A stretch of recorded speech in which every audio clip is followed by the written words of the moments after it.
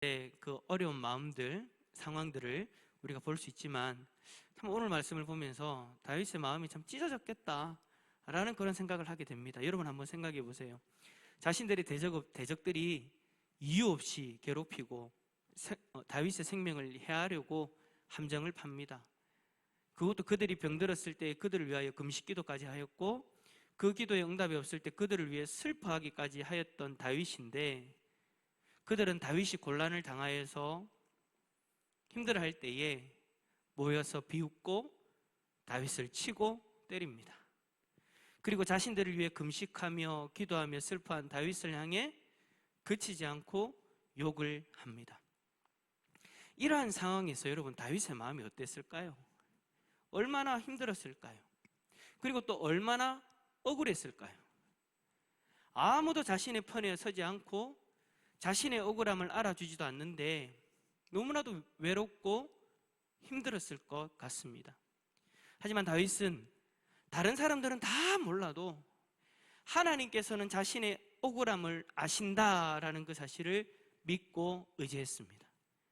그래서 자신의 억울함과 그 고통을 하나님 앞에 다 토로하죠. 저는 개인적으로 토로한다는 단어를 참 좋아합니다. 예전에도 말씀드렸지만 토로한다는 그 말이 마음에 있는 것을 하나님 앞에 죄다 다 드러내어서 쏟아내는 거잖아요.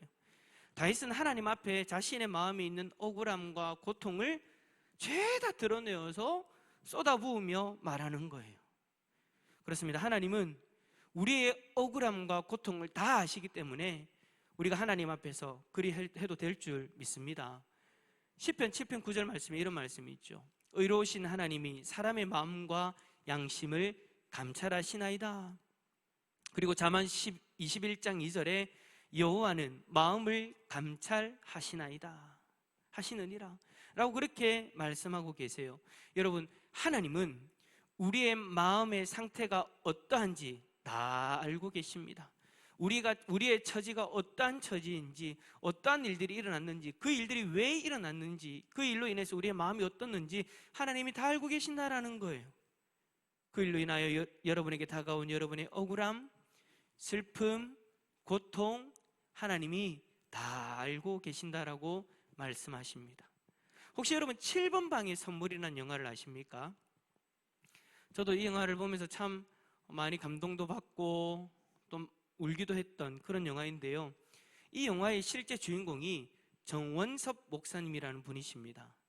정원섭 목사님은 1960년에 8살 된 아들을 뇌척수막염으로 잃은 뒤에 고향으로 돌아갔대요. 고향에 내려가서 작은 마흔학 가게 하나를 열었답니다. 근데 어느 날 저녁을 먹고 그 만학 가게로 텔레비전을 보러 나간 역전 파출소장의 딸이 인근 논둑에서 성폭행 당한 뒤에 살해된 채로 발견되었대요. 그 만학 가게로 가는 길에 가서 그 일이 생겼으니까 경찰은 정원섭 씨를, 그러니까 목사님이 되기 전이죠, 정원섭 씨를 범인으로 지목하고 체포하였대요. 그래서 사실을 이야기하라고 고문하고 거짓 증언까지 막 그렇게 요구하면서 결국에는 고문에 못 이겨서 자신이 범인이다라고 거짓 자백하고 무기징역을 선고받게 됩니다. 그는 옥살이를 하는 중에 머리를 벽에 막 부딪히면서 자살을 기도할 정도로 억울함을 참지 못했대요. 너무 억울하니까 아무에게도 하소연하지 못하는 그 상황이 너무 힘들어서 그렇게까지 자신의 생명을 버리려고 그렇게까지 자신의 몸을 학대했대요. 그러나 그의 결백을 믿고 응원해주고 기도해주는 사람들이 있었기 때문에 그때 하루하루를 버틸 수 있었다라고 그렇게 그는 고백합니다. 마침내 그는 15년 2개월을 복역한 후에 1987년 12월 24일 날 크리스마스 특사로 가석방되었어요. 이후에 목사 안수를 받았고 열심히 목회를 하였지만 전과자라는 그 꼬리표는 계속해서 그를 따라다녔습니다. 그래서 그의 마음 가운데 이래서는 안 되겠다 싶어서 그는 누명을 벗기 위해서 재심 청구 등 진실 규명에 직접 나섰지만 번번이 한계에 부딪히는 그러한 일들을 경험하게 됩니다.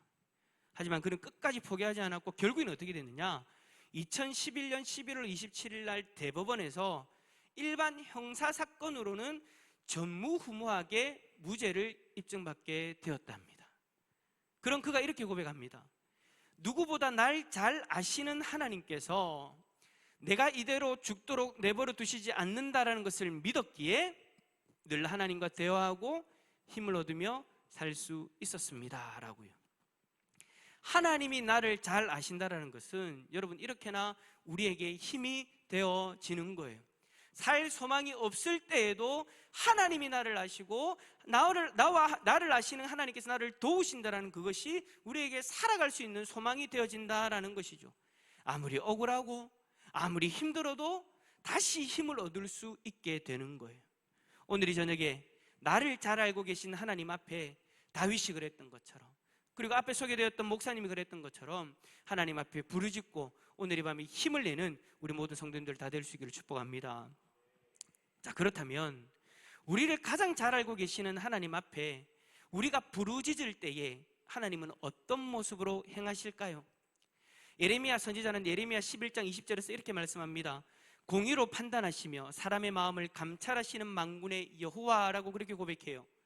공의는 선악의 제재를 공평하게 하는 하나님의 적극적인 품성을 이야기하는 것이죠. 하나님은 우리의 억울함을 아시고 누가 악하고 선한지를 판결해 주시는데 다윗은 그 하나님의 공의로우심을 알았다라는 거예요. 그래서 하나님이 나의 억울함을 풀어주실 것이다 라는 것을 알고 있었다라는 거죠. 그래서 그는 간구합니다. 뭐라고 간구합니까? 24절. 자, 여러분이 화면 보면서 한번 읽어주시겠습니까? 시작. 여호와 나의 하나님이여 그들이 나로 말미암아 기뻐하지 못하게 하소서. 아멘. 여러분, 혹여나 여러분에게도 억울한 일이 있습니까? 공의의 하나님께 그것을 맡길 수 있기를 바랍니다. 그리하면 하나님께서 그 억울함을 해결해 주실 줄 믿습니다. 그러나 여러분, 이 24절의 말씀을 읽으면서 우리는 주의를 기울여야 되는 것이 한 가지 있어요. 그게 뭐냐면 하나님이여 주의 공의대로 나를 판단하소서입니다.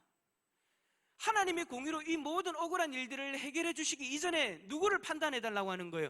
나. 하나님 앞에 나 자신도 판단의 대상이 된다라는 것을 잊어서는 안 된다라는 거예요. 그렇다면 나의 억울함을 토로하기 전에 우리에게는 어떤 모습이 선행되어야 될까요? 먼저 나의 모습을 돌아보는 시간을 가져야 됩니다.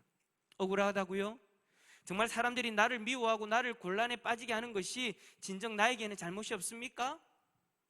혹여나 나의 말의 실수로, 나의 행동의 실수로 누군가가 힘이 들고 아파서 나를 곤란하게 하는 것은 아닌지, 내가 먼저 행한 그 죄로 말미암아 내가 곤란에 빠진 것은 아닌지, 그런데도 억울하다라고 소리치고 있는 것은 아닌지 우리의 모습을 먼저 봐야 된다는 거예요. 하나님의 공의가 임하면은요, 그 하나님의 공의 앞에는 나와 상대방 모두가 해당되어지는 거예요. 하나님의 공의가 나에게 임하여서 그것이 실행되어질 때에 나에게 죄가 있다면 그게 여러분 큰 문제가 되지 않습니까? 그래서 제일 먼저 내가 하나님 앞에서 어떤 모습인가를 먼저 봐야 되는 거예요. 그래서 우리는 하나님 앞에 신중하게 기도해야 됩니다. 하나님의 공의를 바라기 전에 먼저 나의 모습을, 여러분 자신의 모습을 돌아보시기를 바랍니다. 그리고 내가 회개해야 될 것이 있다면 먼저 회개하는 은혜가 있기를 축복합니다. 왜냐하면 그 공의의 심판을 나도 피할 수 없기 때문인 거예요. 여러분, 우리 하나님은요 공의의 하나님이십니다. 그 하나님이 오늘 이 저녁에 우리의 기도를 들으시고 공의를 행하여 주실 것입니다.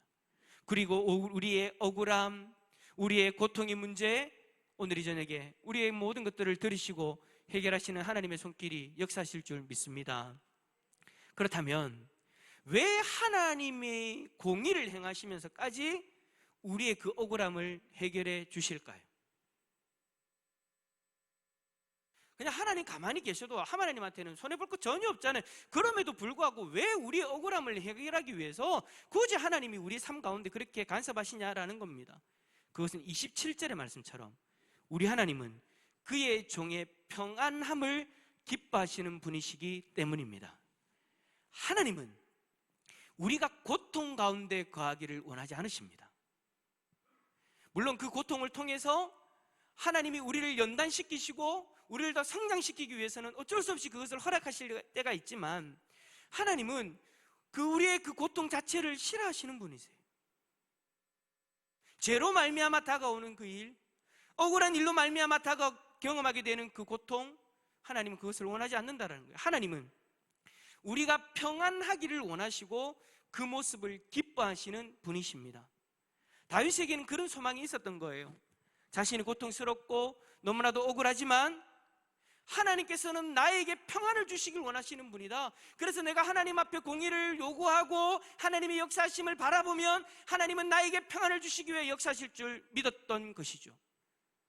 하나님이 사람들에게 보여질 때에 자기 백성들의 평안을 원하시는 분으로 인정되기를 다윗은 그렇게 원하였습니다. 그러한 하나님이 그대로 보여지기를 원했던 거예요. 하나님은 하나님의 백성들의 평안을 원하시는 분. 그런데 그것이 오해되어져서, 자신의 모습 때문에 그것이 오해되어져서 하나님은 하나님의 백성들을 괴롭게 하시는 분이다라고 비춰지는 것을 다윗은 원하지 않았던 것이죠. 그래서 하나님 앞에 기도합니다. 하나님의 공의를 행하여 주셔서 하나님께서 자신의 종의 평안함을 기뻐하는 분이심을 보여달라고 말입니다.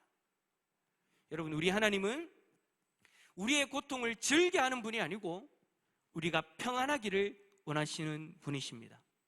그래서 우리가 죄악의 고통 가운데 있을 때 그 문제를 해결해 주시기 위해서 예수 그리스도를 이 땅에 보내주신 거예요. 여러분, 우리가 예수님을 요구한 것도 아니잖아요. 찾았던 것도 아니잖아요. 그러나 하나님은 자신의 백성들이 죄의 고통에서 살아가는 것을 안타깝게 여기시고 자신의 독생자 예수 그리스도를 이 땅에 보내주신 거예요. 그리고 우리의 죄의 고통을 예수님으로 하여금 대신 십자가에서 지게 하셨죠. 그리하여 우리는 예수 그리스도로 말미암아 죄의 고통에서 벗어나 평안함을 누릴 수 있는 하나님 백성이 된 줄 믿습니다. 그 예수님이 요한복음 14장 27절에서 이렇게 말씀하십니다.